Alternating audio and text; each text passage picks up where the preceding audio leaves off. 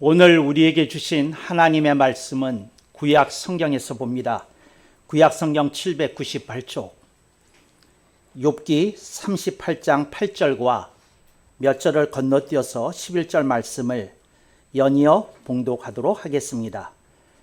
여러분들은 오늘 말씀이 장성 목사가 풀어서 번역한 연이역 본이므로 여러분들은 나중에 다른 역본들과 대조해 보시면 더 큰 은혜를 받으시리라고 믿습니다. 봉독합니다. 바닷물이 태에서 나옴같이 넘쳐 흐를 때에 문으로 그것을 막은 이가 누구냐? 하나님께서 바닷물에게 명하시되 내가 여기까지 오고 넘어가지 못하리니 내 교만한 물결이 여기서 그칠지니라 하였었노라. 아멘. 오늘 우리는 성령님 아래 성경 위에 하나님의 말씀을 듣기를 원합니다. 오늘 여러분들이 주목하실 설교 제목은 사자성어로 임춘 여춘이 되겠습니다. 그리고 이것에 대한 뜻을 담아서 식으로 풀어서 부제를 달았습니다. 봄이 오셨나? 임춘. 부디 봄이길 여춘.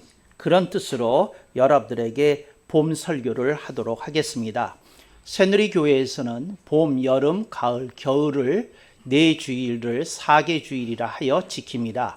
그 이유는 계절의 흐름을 따라 내 인생이 흘러가는 것을 지켜보도록 하려는 새누리교회 당회의 깊은 숙고가 있었고 당부가 있었다 하는 것을 여러분들이 매년 4개 주일을 맞이할 때마다 느껴주실 수 있기를 바랍니다. 옛날부터 우리 조상들은 봄을 3번 맞이하였습니다. 그런데 여러분들은 3번 맞이한 것을 이제 선비 문화에 있지 않았기 때문에 잘 모르셨을 것입니다. 그래서 옛날 어른들은 봄을 3번 맞이한다, 혹은 다른 말로 설을 3번 쉰다, 이렇게 했습니다. 첫 번째 설은 그 옛설 구정이 아니고요. 첫 번째 설은 동지입니다. 이제 동지 때서부터 이제 겨울이 물러가기 시작한다 하고 우리들의 선진들은 생각했던 것입니다. 그 다음에 두 번째 설입니다. 음력 설날이지요. 옛설에 또 한 번 봄을 맞이합니다.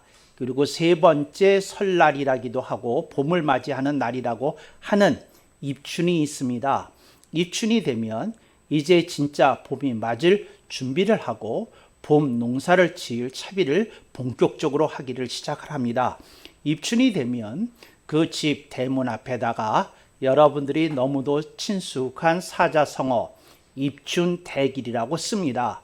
이제 봄이 오시니 올해에 부디 우리 집안에 상서롭고 경화로운 일이 부디 많기를 하는 그 기원을 담아서 입춘대길이라는 휘호를 붙였습니다.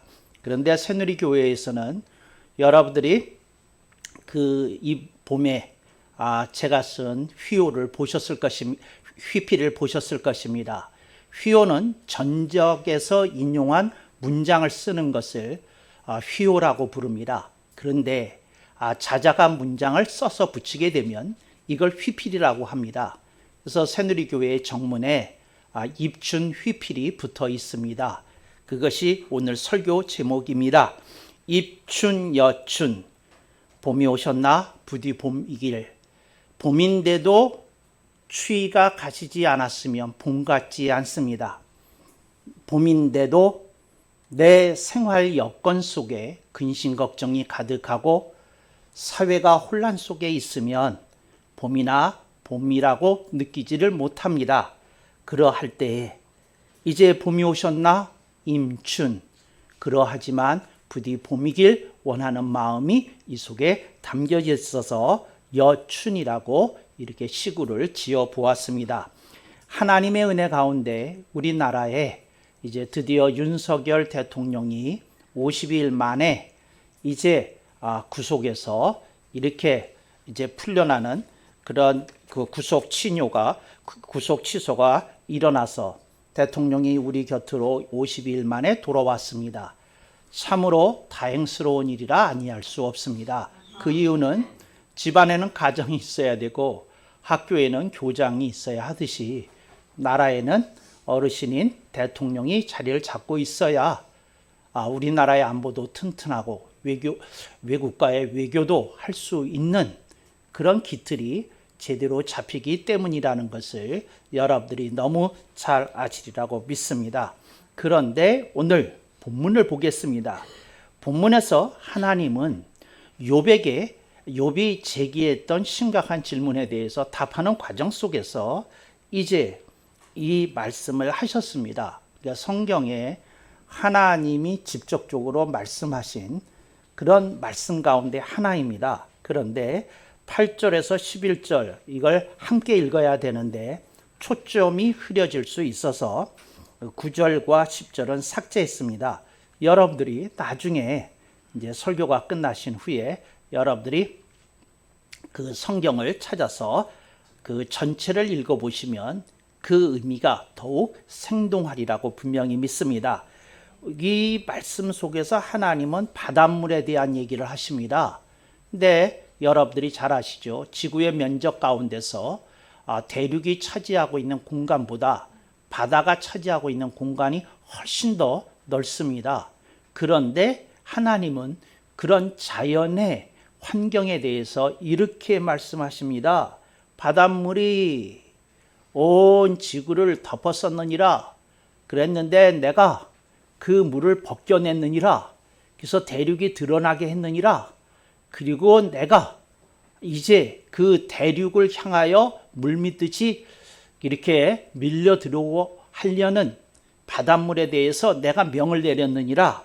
11절 말씀, 내가 여기까지 오고 넘어가지 못하리니 내 교만한 물결이 여기서 그칠지니라.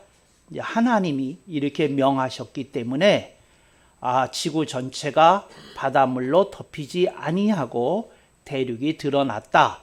하나님의 경륜 속에 이렇게 된 일이다 하고 하나님의 말씀하시더라는 거죠. 그러면서 하나님은 욥에게 이런 얘기를 합니다. 네 짧은 소견을 가지고 하나님에 대한 제단을 하려느냐? 네 짧은 사고를 가지고 나에게 그 항변하려느냐? 그러니까 하나님이 이렇게 말씀하신 그 내용 중에 한 대목이 이 속에 왔습니다. 여러분, 제가 성경을 가지고 일상생활을 하고 있는 거 여러분이 잘 아시리라고 믿습니다.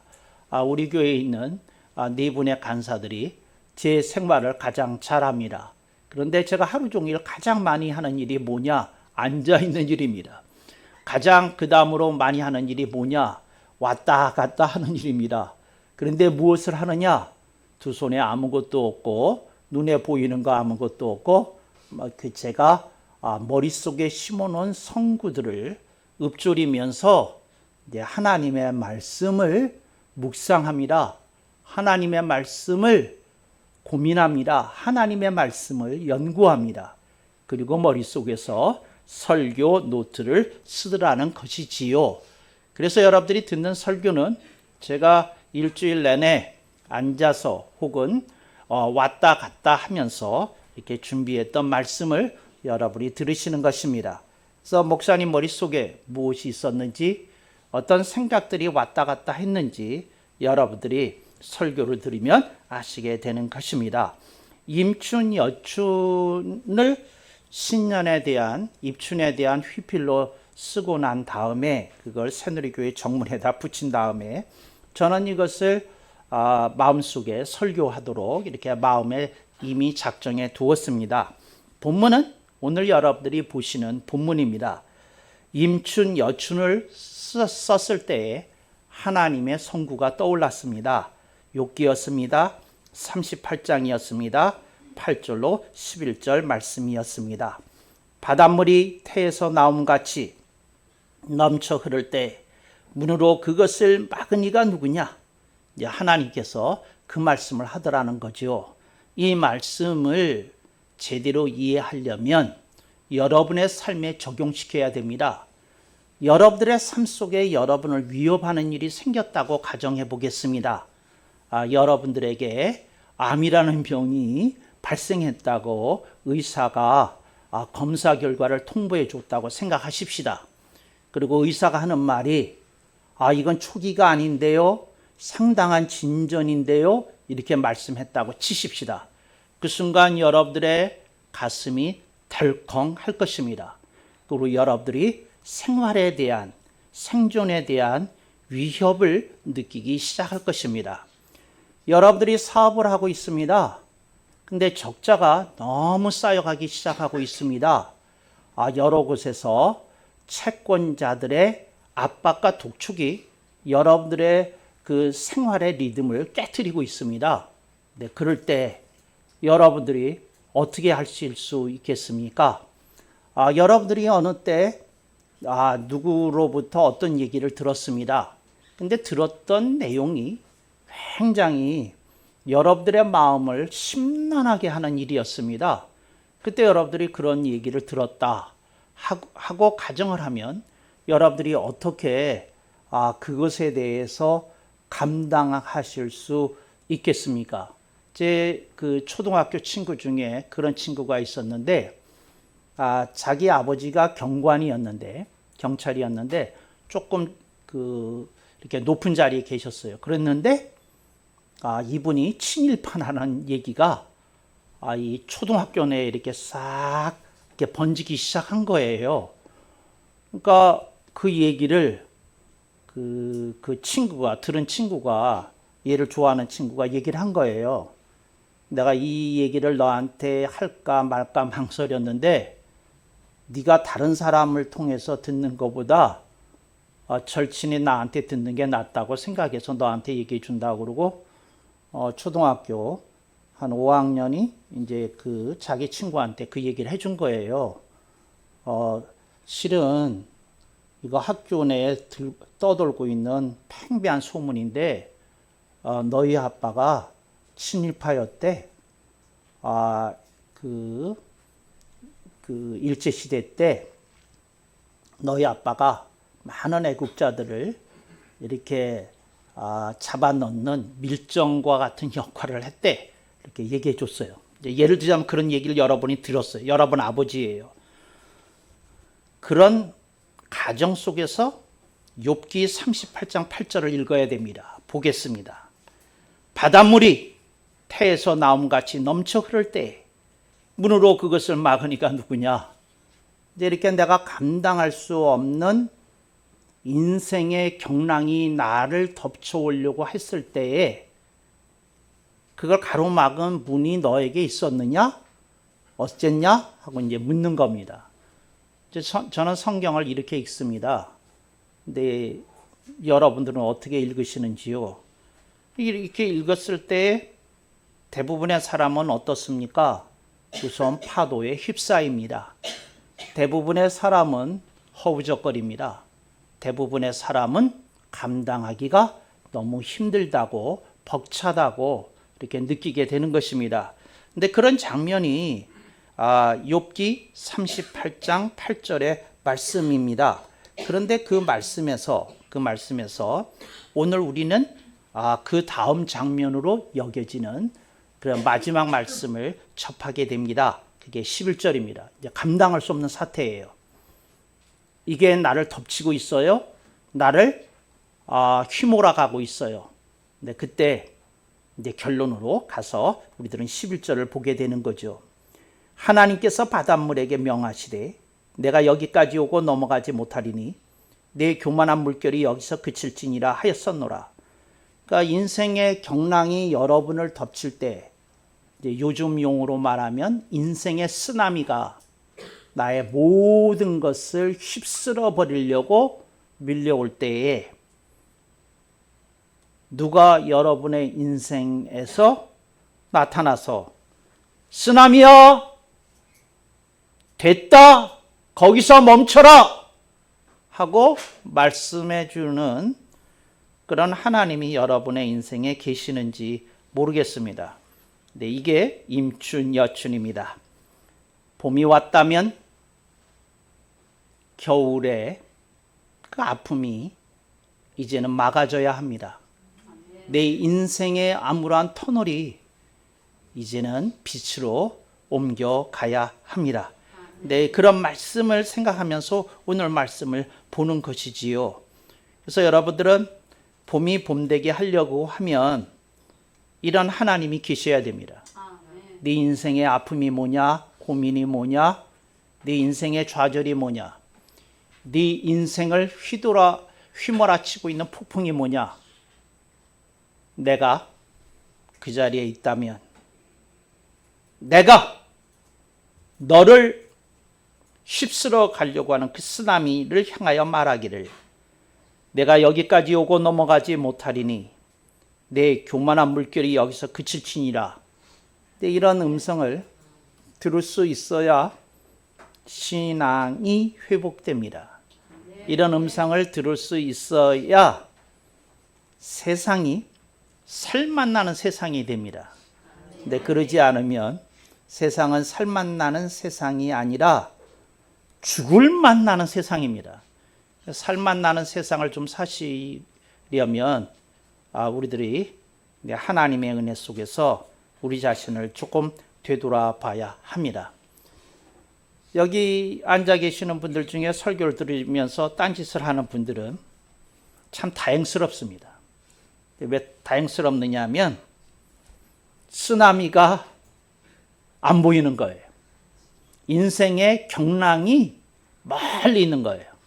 그러신 분들은 설교 때 굉장히 여유롭습니다. 제가 설교를 하면서 이렇게 여러분을 가끔씩 볼 때마다 두 가지 마음이 막 이렇게 교차해요. 어떻게 교차하느냐 하면 딴짓하는 걸 보면 괘씸하다가도 무슨 생각이 들느냐면 인생의 쓰나미가 전혀 미치지 못하는 안전한 지대에 있구나. 그리고 좀 안도도 돼요. 그러니까 여러분들이 설교 때 여러분들이 딴짓할 때마다 저는 괘씸과 안도를 오락가락합니다. 그런데 여러분들 중에 하나님의 말씀에 유독 이렇게 예민한 반응을 보이면서 집중하는 사람을 보면 오히려 가슴이 덜컹거려요. 무슨 내가 모르는 기도 제목이 있나? 나한테 미처 털어놓지 않는 무슨 아픔이 있나? 그러지 않고서야 눈이 저렇게 빛나면서 나를 집중할 리가 없을 텐데. 저는요, 고민하지 않는 사람들이 설교에 그렇게 영롱한 눈빛으로 본 적이 별로 없어요.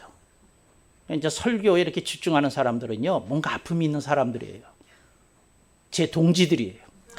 정말 이 사람들 어떻게 해줘야 될지 모르겠어요. 정말이에요. 영적으로 이렇게 허그하고 위에서 기도를 해줘야 될 텐데 뭐 이런 생각을 품게 되면서 또 한편으로는 저들에게 하나님의 말씀이 이렇게 쓰나미를 압도하는 뭐가 돼요? 8절 문이 되어서 이렇게 내리쳐서 제압해야 되는데 그런 설교가 오늘 돼야 될 텐데 하는 이제 덜컹과 함께 부담이 저한테 오게 되는 것이지요. 하나님이 쓰나미를 향하여 말씀을 하십니다. 그럴 때 저는 여러분에게 인생의 3대 쓰나미를 알려드린 바가 있습니다. 그러니까 여러분들이 인생에서 여러분을 이렇게 휩쓸고 가려고 하는 쓰나미의 정체를 저는 오래전에 말씀을 드렸는데 근데 그게 전혀 생각이 안 날 정도로 살고 계시면 다행스러운 상태입니다. 근데 그게 지금 생생하게 기억이 나시는 분들은 오히려 저를 불안에 쫄게 하시는 분들입니다. 여러분들은 어떤 표정을 짓고 계시나요? 다 보니까 반반씩 섞여 있는 듯 싶습니다. 그래서 오늘 그 쓰나미의 이름을 여러분들에게 다시 한번 알려드리도록 하겠습니다. 첫째 쓰나미의 이름은 불안과 공포입니다. 여러분의 인생에 불안과 공포가 찾아들면 이거 쓰나미입니다. 그리고 이건 여러분의 인생과 신앙을 위협하는 거대한 적들입니다. 원수입니다. 근데 그 원수가 여러분을 삼키려 합니다. 불안과 공포에 여러분이 무릎 꿇기를 그리고 여러분들에게서 그나마 남아있는 신앙의 그림자도 사라져버리기를 이 쓰나미는 여러분에게 강요하고 있는 것입니다. 그래서 불안과 공포가 우리들에게 찾아올 때가 있습니다. 그때 하나님이 이렇게 말씀하신다는 거죠. 욥기 38장 11절 말씀. 내가 여기까지 오고 넘어가지 못하리니 내 교만한 물길이 여기서 그칠지니라. 아멘. 이게 불안과 공포, 여러분의 삶 속에 있는 걸 주님이 원하지 않습니다. 기뻐하시지 않습니다. 그러니까 여러분들이 내가 이렇게 불안과 공포를 느끼는 거 하나님의 뜻이야 하는 이런 생각 품지 말기를 바랍니다. 이런 생각을 망령된 생각이라고 합니다. 여러분들이 그렇게 나이가 젊으신데 그런 망령된 생각 품지 않기를 바랍니다. 두 번째 쓰나미의 이름은 여러분이 너무도 그 애착을 끊지 못하고 있는 쓰나미입니다. 뭔지 아시죠? 걱정과 근심이란 쓰나미입니다. 여러분이 너무 사랑하십니다.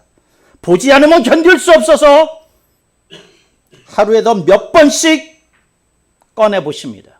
걱정, 근심. 이런 말이 있습니다. 사람들이 휴대폰만큼이나 애착하는 것이 있나니 그 이름이 걱정과 근심이라는 유명한 명언이 있습니다. 여러분은 걱정과 근심을 어떻게 초 단위로 보고 계시나요? 분 단위로 보고 계시나요? 시간 단위로 보고 계시나요? 어떤 단위로 보고 계십니까? 걱정, 근심, 사람들이 참 애착합니다. 여러분들이 길거리를 지나가면서 사람들의 표정을 한번 보실 수 있길 바랍니다.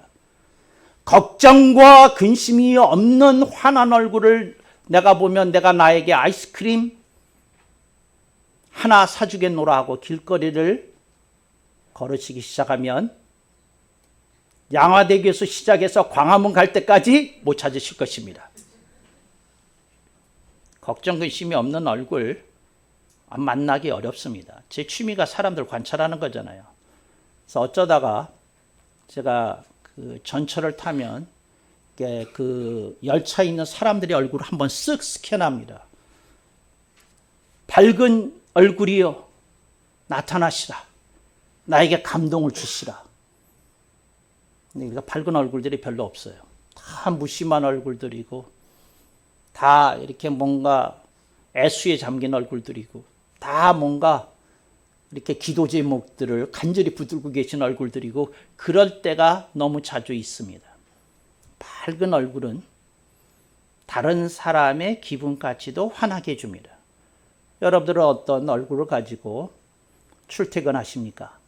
여러분들의 삶을 되돌아보시면서 걱정, 근심이라는 쓰나미, 요걸 이렇게 물리치실 수 있기를 바랍니다. 한번 세 번째 쓰나미의 이름을 맞힐 분 계실까요? 네, 우리 사모님이 맞히셨습니다. 근데 순서를 자꾸 틀리게 말씀하시네요. 불만과 불평이라는 쓰나미입니다. 여러분 기억하십시오. 불평에서 불만 나오지 않습니다. 불만에서 불평이 나와요. 그러니까 순서를 바꾸지 마십시오. 불만이 형입니다. 형 대접해 주십시오. 불만에서 꼭 따라붙는 쌍둥이 동생이 있는데 그 이름이 불평이입니다. 그래서 불만이는 늘 불평이를 데리고 다닙니다. 뗄래야 뗄 수 없는 죽고 못 사는 쌍둥이 형제입니다. 여러분들은 불만과 불평이라고 하는 이 반려견을 언제까지 키우실 겁니까? 불만이와 불평이. 그래서 여러분 아예 그냥 이렇게 여러분 집에 있는 고양이나 강아지 이름을 개명하시죠. 까짓 거. 불만이와 불평이로. 어차피 이건 띄워놓고 살 수도 없는데 그냥 불만이와 불평이. 그러잖아요. 정말이에요. 강아지와 그 고양이를 키워보신 분들은 압니다. 도대체 만족이 안 되는 애들이에요. 저는 우리 어머님이 고양이를 키워서 잘 알거든요. 이 고양이 만만치 않은 존재예요. 뭔가 불만이 있으면요. 하여튼 지 혼자 놀아요. 주인 없이 놀아요. 가까이 오지도 않아요. 그래서 주인이 가까이 다가서서 네가 이래서 삐졌어? 그래 미안해. 그러고 간식 하나 주면 그때 그렇다면 용서해드리죠. 그리고 어깨 위로 올라와요. 근데 하여튼 불만과 불평이가 있어요. 근데 여러분 어떠십니까? 이걸 계속 키우실 겁니까? 그렇지 않으면 어떠실 겁니까? 근데 이런 분들이 하시는 말씀이 있어요. 인생은 본래 그러고 사는 거야. 그런 말씀이 성경에 있으면 날 좀 가르쳐 줘봐요. 아닙니다. 여러분이 만들어낸 생각입니다. 불만과 불평을 안고 살라는 성경 구절 없습니다. 성경은 말합니다.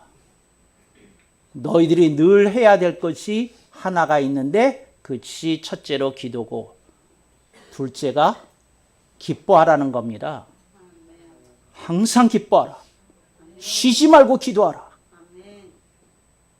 여러분, 이게 하나님의 뜻이라고 성경에 기록되어 있습니다. 항상 기뻐하라는데 불만이와 불평이를 키우신다면 어떻게 하시겠습니까? 근데 이게 봄이 오게 하려면 우리가 이 세계의 쓰나미에 문을 내려야 됩니다. 불안과 공포라는 쓰나미에 문을 내려야 됩니다. 걱정과 근심이라는 쓰나미에 문을 내리셔야 됩니다. 아멘 하는 분들만 그러시기를 축복합니다. 그리고 불만과 불평이에게도 문을 내려야 됩니다. 성경이 그렇게 돼서 문으로 그걸 막으라고. 이게 무슨 말이냐면 수시로 위협해 오면서 그것들이 우리에게 엄습해 온다는 거예요. 침노해 온다는 거예요. 우리 공격한다는 거예요. 쉬지 않는다는 거예요. 잠시도 틈을 허락하면 안 되는 것들이 이들이라고 얘기합니다. 바다 물결처럼 옵니다. 거대합니다. 끊임없습니다. 바다의 물결이 멈추는 걸 여러분들이 본 일이 있습니까? 없습니다. 끊임없이 밀려옵니다. 그때 여러분들이 그걸 내리셔야 됩니다. 하나님이 말씀하셨다. 장성아, 네 안에 있는 불안과 공포를 막아라. 막아야 됩니다. 그쳐야 됩니다. 주님이 명하셨다. 걱정아 근심아 멈춰라. 여기까지다. 땡. 이러셔야 됩니다. 불만아 불평아 이제 안개처럼 흩어지거라. 주님께서 너희를 막는 문을 내리셨느니라. 이렇게 얘기하셔야 됩니다. 이걸 내리지 못하면 여러분의 인생이 흔들거립니다. 여러분들의 인생이 휩싸입니다. 여러분들의 인생이 떠밀려 갈 수 있습니다. 근데 이걸 이겨내고 풀려내고 이제 이래야 되거든요. 근데 이걸 취미생활 하면서 이걸 자꾸 끌어안고 사는 사람들, 그러지 말기를 바랍니다. 때 불안과 공포, 걱정과 근심, 불만과 불평 이제 쫓아내야 됩니다. 근데 성경은 말씀합니다. 바닷물과 같아서 여러분들의 힘으로 이것이 처리되는 존재들이 아니라는 겁니다. 하나님이 말씀하실 때에, 주님께서 명하실 때에, 하나님의 말씀이 나에게 임하였을 때에 이것이 그치고 멈춥니다. 그러니까 여러분들이 근데 그걸 가슴에 딱 하고 받아들여야 되는 거예요. 근데 누가 이런 얘기를 한 적이 있어요. 제게 뭐라 그랬냐. 목사님, 나는 목사님처럼 믿음 없어요. 그렇기 때문에 그놈들을 끌어안고 살 수밖에 없는 지 운명 같아요. 누가 이렇게 당돌하게 얘기한 여자 청년이 있었어요. 오래전에. 그래서 그런 얘기를 하더라고요. 제가 그렇게 되면 목사님을 하지 제가 이렇게 청년으로 살겠어요. 이딴 얘기도 했어요. 얼마나 다부지게 얘기했던지 지금도 기억이 납니다. 제가 이렇게 대답했어요. 뭐라고 대답을 했느냐 하면, 네가 걷다가 미끄러져서 넘어졌다. 무릎팍이 깨졌다. 피가 절절 흐른다. 그때 네가 한다는 수작이 피가 흘리든 말든 내 몸아 난 상관 안 하겠다. 네가 아프든 말든 난 상관 안 하겠다. 인생을 어차피 이루고 사는 거다 하고 말할래. 그렇지 않으면 얼른 약국으로 쫓아가서 소독약 사서 소독약 바르고 얼른 붕대 사서 붕대로 감을래. 내가 얘기했어요. 여러분, 너무 당연한 얘기 아니에요. 다쳤잖아요. 응급조치해야 되잖아요. 응급조치라는 말이 무슨 말입니까? 촌각을 다투면서 처리한다는 뜻이잖아요. 여러분의 삶 속에 이 세 가지가 나타나면, 불안과 공포, 걱정과 근심, 불만과 불평이 나타나면 응급처치해야 됩니다. 하나님의 말씀으로 응급처치해야 됩니다. 제가 취하는 응급처치를 가르쳐 드렸습니다. 욥기 38장 11절. 그리고 저는 이걸 읊조립니다. 내가 여기까지 오고 넘어가지 못할지니 내 교만한 물결이 여기서 그칠지니라. 저는 급하면 이것도 너무 길어요. 그래서 저는 4글자로 줄였어요. 뭐라 그러냐면 근심 걱정이 오면 딱 저는 4글자를 얘기해요. 여기까지. 여기까지. 네 말 더 듣지 않겠다는 거야. 불만과 불평에 대해서 더 듣지 않아요. 걱정과 근심에 듣지 않아요. 불안과 공포에 대해서 더 듣지 않아요. 그랬더니 어느 날 이 세 놈들이 나한테 이런 항변을 하더라고요. 어째서 여기까지라고 하느냐? 문제가 해결이 안 됐는데. 제가 하는 유명한 답변이 있었어요. 뭐라고 했냐면, 생각을 아무리 해도 도움이 안 되잖아. 그래서 나 생각 안 할래. 아무리 네 놈들을 느껴봐야 도움이 안 되잖아. 그래서 난 안 느낄래. 저는 작정했어요. 뭐라고? 불안과 공포를 생각 안 하기로, 안 느끼기로 작정했어요. 근데 여러분들은 생각하기로 작정하셨죠? 느끼기로 작정하셨죠? 그것에 대해서 애착까지 보이시기로 작정하셨죠? 애착하지 않고서야 그렇게 끌어안고 24시간을 살 리가 없잖아요. 근데 그러고 살아요. 그래서 저는 작정했어요. 저는 이런 것들이 생기면 응급처치합니다. 여기까지. 그만. 더 이상 떠들지 마라. 나는 도움이 안 되는 생각은 안 하고 도움이 안 되는 느낌은 안 갖는다. 나는 나에게 도움이 되는 생각을 하는데 하나님의 말씀을 생각할 거고, 그건 욥기 38장 8절과 11절이고 그건 나한테 명을 하시기를 여기까지 스탑 하라고 말씀하셨느니라. 그러고 저는 스탑해요. 여러분들 중에 자꾸 취미생활을 이쪽으로 하시는 분들 제발 그러지 마세요. 전혀 도움이 안 됩니다. 성령님 말씀합니다. 내가 누누이 사도 바울을 통해 말하였느니라. 항상 기뻐하라. 항상 기뻐하라는데 무슨 토를 달아. 항상 기뻐하라는데. 항상 기뻐하라는데. 토를 달아서 어떨 거야? 근데 그렇게 토를 자꾸 달고 싶어요? 그렇게 막 뭐라고 얘기를 하고 싶어요?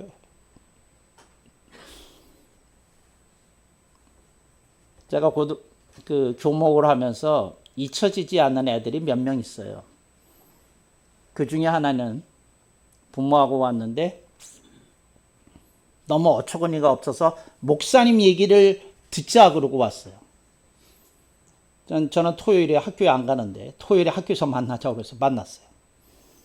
이제 그 대화를 하는데 그 아버지가 열받은 얘기를 하는 거예요. 혹시 이거 2번째 들으시는 거면 좀 이해해 주세요. 못 들은 분도 있으니까. 그 아버지가 하는 말, 이놈이 나한테 이딴 말을 했습니다. 아버지는 무능하잖아. 우리 집은 가난하잖아.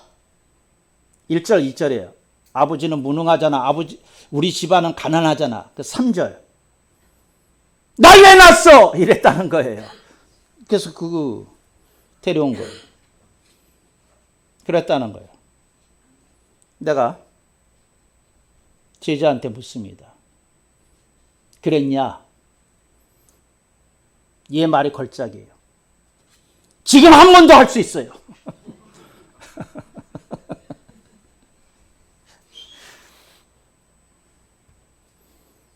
그때 제가 얼마나 충격을 받았는지 제가 목회를 하면서 후회될 말을 했다니까요. 무슨 말? 여러분, 이 다음에 결혼하면 자녀 2 이상 낳지 마세요. 나 그 말 후회해요. 나 30년 전에 그 말 했는데 후회해요. 난 이렇게 인구가 줄어들 줄 몰랐어요. 후회해요. 여러분 책임질 수 있는 자녀만 낳으세요. 그게 얼마나 저한테 아픔을 줬는지 그 말이. 지금도 그래요. 그랬어요. 그랬는데 얘가 하는 말이에요. 너무 학교 다니기 쪽팔린다는 거예요.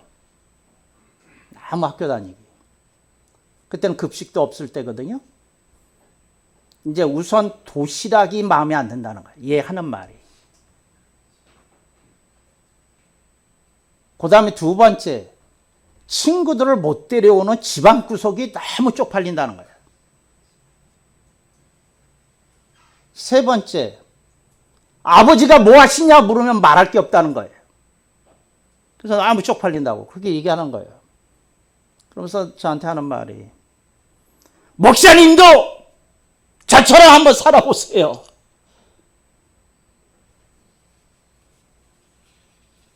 내가 이렇게 얘기했어요. 네가 하는 말을 심리학에서 뭐라고 그러는지 가르쳐 주겠다. 현실 부정이다. 현실을 타개하는 사람은 현실을 긍정하는 거로부터 시작해야지. 너는 부정으로부터 출발하잖아. 현실 긍정해라. 그럼에도 불구하고 날 낳아주셔서 내가 있으니 아빠 감사합니다. 거기로부터 출발해야 된다. 제가 하는 말이에요. 그 다음에 두 번째, 제가 하는 말이, Show me! 네가 보여줘라. 네 아빠보다 10배는 나은 사람이라는 거 보여주라. 그러면 내가 너를 인정하겠다. Show me. 그런데 너는,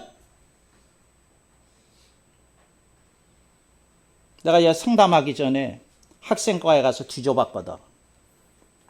그랬더니 지각을 밥 먹듯이 해요. 네 집안이 가난한 것과 네가 지각하는 것과 무슨 상관관계가 있냐? 네 집안이 어려운 것과 네가 성경 시간에 딴짓하는 것과 무슨 상관이 있냐? 제가 하는 말이, 네 자신이 제대로 앞가림을 하고 얘기를 해야지. Show me. 현실 긍정 show me. 그리고 세 번째 제가 얘기했어요. 예수를 믿어야 네 인생이 달라진다. 내가 얘기했어요. 예수를 믿어야. 너 교회 다닌다고 하던데 넌 가짜 예수를 믿고 있어. 이 새끼야. 내가 그랬다고. 내가 욕을 했어요. 이 새끼야. 너는 가짜 예수를 믿고 있어.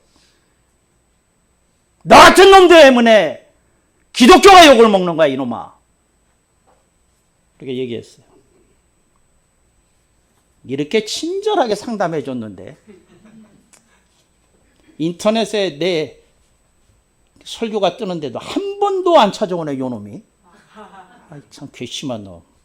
요 비디오 보면 또 찾아올려나? 다시 돌아갔어. 이 얘기를 하려는 거예요. 저는 이 구절을 사랑해요. 하나님께서 바닷물에게 명하시되 내가 여기까지 오고 넘어가지 못하리니 내 교만한 물결이 여기서 그치치니라. 아, 이렇게 속이 후련하잖아. 이런 구절은 암송해야 되는 거야. 이런 구절은 암송해. 뭘 암송하려고 그래. 이런 구절을 암송해야지. 이런 구절을 암송해야지. 그래서 혹시 이 여러분의 목사의 얼굴에 좀 그림자가 지고 그늘이 지고 좀 어둠이 끼치고 그러면 나와서 나한테 교훈을 줘야지. 목사님 잊으셨나 봐요. 하나님께서 바닷물에게 명하시되 내가 여기까지 오고 넘어가지 못하리니 내 교만한 물결이 여기서 그칠지니라. 목사님 아시죠? 여기까지. 그리고 약 올리는 교인들을 좀 만나보고 싶어요. 내가 좀 어두워질 때, 그늘이 질 때, 빛이 이렇게 안 보인 것처럼 제 눈에도 혹시 보일 때가 있거든. 그런 교인들을 만나보고 싶어요. 정말이에요. 언제까지 그렇게 살려고 그래. 말이 안 되는 얘기지. 그러고는 제가 두 사람을 가까이 오라고 그러고는 제가 가까이 다가서 이렇게 안아주고 기도했던 기억이 있어요. 하나님, 우리 모두 부족하고 미약한 인생들입니다. 우리의 인생의 경랑이 우리의 못난 모습을 보일 때라도 하나님 우리에게 그 경랑을 막아주는 문을 허락해 주옵소서. 이렇게 기도했던 기억이 납니다. 여러분들 가운데 혹시 그런 분 계시면 그 기도를 가슴에 품고 꼭 승리하시기를 주님의 이름으로 축복합니다. 아멘. 한번